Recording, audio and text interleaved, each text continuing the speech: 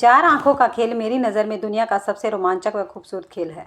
कम से कम शुरू में तो ऐसा ही लगता है। इस खेल की सबसे अच्छी बात यही है कि जो चार आंखें यह खेल खेलती हैं, इस खेल के बारे में बस उन्हीं को पता होता है। उनके आसपास रहने वालों को इस खेल का अंदाज़ा ही नहीं हो पाता है। मैं भी इस खेल में लगभग 1 साल पहले शामिल हुई थी। यहाँ मुंबई में जुलाई में बारिश का मौसम था। सोसाइटी के गार्डन के ट्रैक पर फिसलने का डर था। वैसे मुझे बाहर सड़कों पर सैर करना अच्छा नहीं लगता था। ट्रैफिक, स्कूल बसों के हॉर्न का शोर, भीड़ भाड़ से दूर मुझे अपनी सोसाइटी के शांत गार्डन में सैर करना ही अच्छा लगता। हाँ, तो बारिश के ही एक दिन मैं घर से 20 मिनट दूर एक दूसरे बड़े गार्डन में सैर के लिए जा रही थी। वहीं सड़क पर वह अपने बेटे को साइकिल चलाना सिखा रहा था। हम दोनों ने अचानक एक दूसरे को देखा। पहली बार आंखों से आंखें मिलते ही जो होना था हो चुका था। यह शायद आंखों का ही दोष है। किसी की आंखों से किसी की आंखें मिल जाए तो फिर उसका कोई इलाज नहीं रहता। शायद इसी का नाम चार आंखों का खेल है। हाँ, तो जब हम दोनों ने एक दूसरे को देखा तो कुछ हुआ। क्या यह बताना, उस पल का वर्णन करना, उस एहसास को शब्दों का रूप देना मुश्किल है। हाँ, इतना याद रहा कि उस पूरा दिन मैं चहकती रही। न घर आते हुए बसों के हॉर्न बुरे लग रहे थे, न सड़क पर कुछ शोर सुनाई दे रहा था। सुबह के 7 बजे मैं हवा में उड़ती चहकती घर लौट आई थी। मेरे पति निखिल 9 बजे ऑफिस निकलते हैं। 22 वर्षीय बेटी कोमल कॉलेज के लिए 8 बजे निकलती है।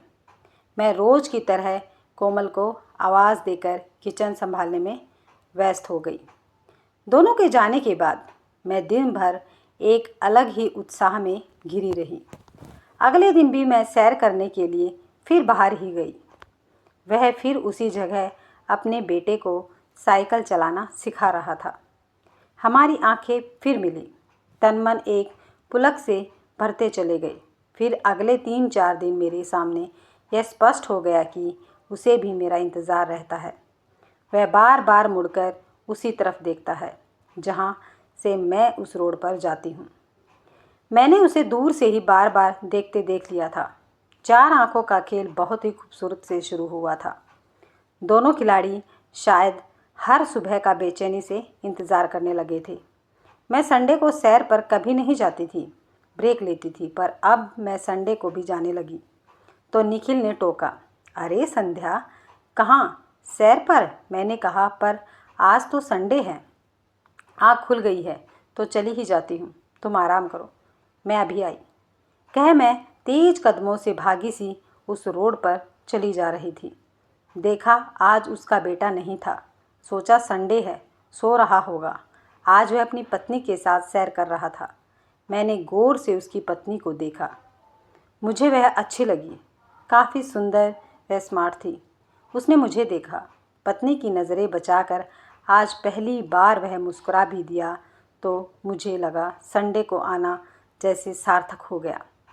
अब कुछ तो ज़रूर था हम दोनों के बीच, जिसने मुझे काफ़ी बदल दिया था। सुबह के इंतज़ार में मैं पूरा दिन शाम रात बिताने लगी। 10 दिन में ही मैं कितना बदल गई थी। पूरा दिन यह एहसास कि रोज़ सुबह इस उम्र में भी कोई आपका इंतज़ार कर रहा होगा, इतना ही बहुत है रोमांचित होने के लिए। धीरे धीरे 1 महीना बीत गया। इस खेल के दोनों खिलाड़ी मुंह से कभी एक शब्द नहीं बोले थे। आंखें ही पूछती थी, आंखें ही जवाब देती थी। एक दिन निखिल ने पूछा भी, आजकल सोसाइटी के गार्डन नहीं जा रही हो? नहीं, फिसलने का डर रहता है। पर तुम्हें तो सैर के समय बाहर का शोर अच्छा नहीं लगता? हाँ, पर अब ठीक लग रहा है। कहते हुए मन में थोड़ा अपार बोध सा तो महसूस हुआ, पर चूंकि इस खेल में मज़ा आने लगा था, इसलिए सिर झटक कर अगली सुबह का इंतज़ार करने लगी। बारिश का मौसम ख़त्म हो गया था, पर मैं अब भी बाहर ही जा रही थी। अक्टूबर शुरू हो गया था। चार आंखों का खेल अब और भी रोमांचक हो चुका था। मैं उसे सिर्फ देखने के लिए बाहर का शोरगुल पसंद न होते हुए भी बाहर भागी चली जाती थी, पहले से ज़्यादा तैयार, सज संवर कर, नई नई टी शर्ट्स, ट्रैक पैंट में, स्टाइलिश शूज़ में, अपने शोल्डर कट बालों को कभी खुला छोड़कर, कभी पोनीटेल बनाकर, बढ़िया परफ्यूम लगाकर, शोर्ट्सी सी महसूस करती हुई भागी चली जाती थी। सैर तो हमेशा करती आई थी, पर इतनी दिलकश सैर पहले कभी नहीं थी। उसे आंखें मिलते ही कितने सवाल होते थे, आंखें ही जवाब देती थी। कभी छुट्टी वाले दिन देर से जाने पर, कभी अस्वस्थता के कारण नागा होता था, तो उसकी आंखें एक शिकायत करती थी, जिसका जवाब मैं आंखों में ही मुस्कुराकर दे देती थी। कभी वह नहीं देखता था तो मैं उसे घूरती थी, वह भी मुस्कुरा देता था। फिर अजीब सा खेल था, बात करने की ज़रूरत ही नहीं थी। सुबह से देखने के बाद एक जादुई एहसास से घिरी रहती थी मैं। दिन भर न किसी बात पर गुस्सा आता था, न किसी बात से चिढ़ होती थी। शांत, खुश, मुस्कुराते हुए अपने घर के काम निपटाती रहती थी। निखिल हैरान थे। एक दिन कहने लगे, अब तो बारिश भी गई, अब भी बाहर सैर करोगी?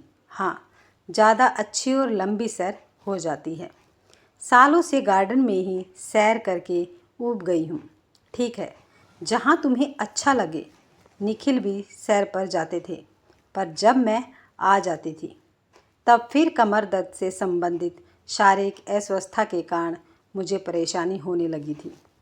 सुबह 20 मिनट जाना, 20 मिनट आना, फिर आते ही नाश्ता, दोनों के टिफ़िन, मेरी परेशानी बढ़ रही थी। पहले मैं आधे घंटे में घर आ जाती थी। डॉक्टर ने कुछ दिन सैर करने का समय कम करने के लिए कहा, तो मैं बेचैन हो गई। मेरे तो रात दिन आजकल उसे सुबह देखने से जुड़े थे। उसे देखने का मतलब था सुबह उठकर 20 मिनट चलकर जाना, 20 मिनट आना, 40 मिनट तो लगने ही थे। अपनी अस्वस्थता से मैं थकने लगी थी। अब वहाँ जाने का नागा होने लगा था, क्योंकि आते ही किचन में मुझे 1 घंटा लगता ही था। मैं अब इतनी देर एक साथ काम करती तो पूरा दिन मेरी तकलीफ़ बढ़ती रहती। अब क्या करूं? इतने दिनों से जो एक पोर्ची की तरह उत्साहित, रोमांचित महसूस कर रही थी, अब क्या होगा? सब छूट जाएगा। निखिल परेशान थे, मुझे समझा रहे थे, इतने सालों से यही सैर कर रही हो ना, अब सुबह सैर पर मत जाओ, तुम्हें और भी काम होते हैं। शाम को फ्री रहती हो, आराम से उस समय सैर पर चली जाया करो। सुबह सब एक साथ करती हो तो तुम्हारी तकलीफ़ बढ़ जाती है। डॉक्टर ने भी निखिल की बात पर सहमति जताई थी, पर मैं नहीं मानी। एक अजीब सी मनोदशा थी मेरी। शारीरिक रूप से आराम की ज़रूरत थी, पर दिल को आराम उसे देखने से ही मिलता था। मैं उसे देखने के लिए बाहर जाती रही, पर अब नागे बहुत होते थे। उसका बेटा अब तक साइकिल सीख चुका था, अब वह अकेला ही वहाँ दिखता था। 4 आँखों का खेल जारी था। अपनी हेल्थ की चिंता न करते हुए मैं बाहर ही जाती रही। 1 जनवरी की सुबह पहली बार उसने मेरे पास से गुजरते हुए हैप्पी न्यू ईयर बोला। मैंने भी अपने कदम धीरे करते हुए थैंक्स सेम टू यू कहा। इतने दिनों के खेल में शब्दों ने पहली बार भाग दिया था। मन म्यूर प्रफुल्लित होकर नाच उठा। अब मेरी तबीयत खराब भी रहती तो मैं निखिल और कोमल से छिपा लेती। दोनों के जाने के बाद दर्द से बेहाल होकर घंटों बेड पर लेटी रहती। कोमल बेटी है, बिना बताए भी चेहरा देखकर मेरे दर्द का अंदाज़ा उसे हो जाता था, तो कहती थी, मोम, आपको स्ट्रेस लेने से मना किया है डॉक्टर ने। आप मॉर्निंग वॉक पर नहीं जाएंगी, अब आप शाम की सैर पर ही जाना। पर मैं नहीं मानी, क्योंकि मैं तो दुनिया के सबसे दिलकश खेल की खिलाड़ी थी। मई का महीना आया तो मेरे मन की उथल पुथल बढ़ गई। मई में मैंने हमेशा शाम की ही सैर की थी। मुझे ज़रा भी गर्मी बर्दाश्त नहीं है। 8-10 दिन तो मैं गई। मुंबई की चिपचिपी गर्मी से सुबह ही बेहाल, पसीने पसीने लौटती। आकर कभी नींबू पानी पीती तो कभी आते ही एसी में बैठ जाती। पर कितनी देर बैठ सकती थी। किचन के काम तो सबसे ज़रूरी थे। सुबह इस गर्मी ने तो मेरे मन के भाव ही बदल दिए। इस बार की गर्मी तो इस 4 आँखों के खेल का सबसे महत्वपूर्ण पड़ाव बनकर सामने आया। बहुत कोशिश करने पर भी मैं गर्मी से सुबह सैर पर रोज़ नहीं जा पाई।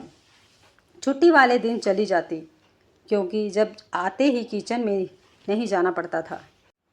उसे देखने के मुँह पर गर्मी की तपिश भारी पड़ने लगी थी।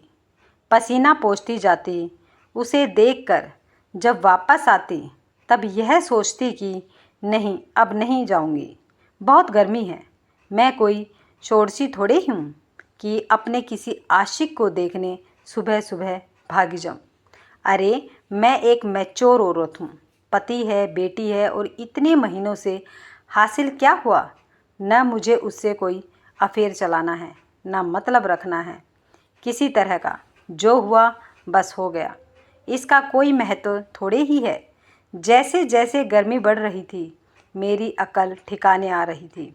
सारा उत्साह, रोमांच हवा हो रहा था। गर्मी, कमर दर्द और सुबह के कामों ने मिलकर मुझे इस खेल में धराशायी कर दिया था। दिल तो अब भी वही उसी पार के रोड पर जाने के लिए उकसाता था, पर दिमाग अब दिल पर हावी होने लग गया था। मन में कहीं कुछ टूटा तो था, पर खुद को समझा लिया था कि ठीक है, लाइफ है, होता है ऐसा कभी कभी। यह उम्र, यह समय, ये जिम्मेदारियां शायद इस खेल के लिए नहीं हैं। 4 आँखों के इस खेल में मैंने अपनी हार स्वीकार कर ली थी और पहले की तरह अपनी सोसाइटी के गार्डन में ही शाम की सैर पर जाना शुरू कर दिया था।